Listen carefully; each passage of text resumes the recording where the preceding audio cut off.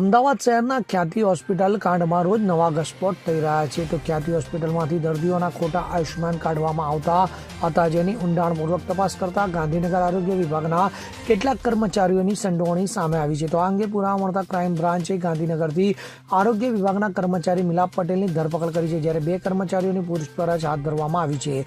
તો આ ઉપરાંત આ મામલે ડોક્ટર સહિત વધુ 3ની ધરપકડ કરી છે, જેમાં PMJAYના જનરલ મેનેજર ડોક્ટર શૈલેષ આનંદ, PMJYના પ્રોજેક્ટ ઓપરેટર મિલાપ પટેલ અને એન્સર કંપનીના ગુજરાત હેડ નિખિલ પારેખની ક્રાઇમ બ્રાન્ચે ધરપકડ કરી છે. તો જાણકારી મુજબ ડોક્ટર શૈલેષ આનંદ હાલમાં ખેડા જિલ્લાના વસો CHC સેન્ટરમાં ફરજ બજાવે છે. તો ખ્યાતિ હોસ્પિટલના વિવાદિત કાંડ બાદ બીજા દિવસે ડોક્ટર શૈલેષ આનંદની બદલી થઈ જવા પામી હતી. તો PMJYના પ્રોજેક્ટ ઓપરેટર મિલાપ પટેલ કોન્ટ્રાક્ટથી આરોગ્ય વિભાગમાં કામ કરતા હતા. તો મિલાપ પટેલ અને ડોક્ટર શૈલેષ આનંદ સાથે મળી કામ કરતા હતા.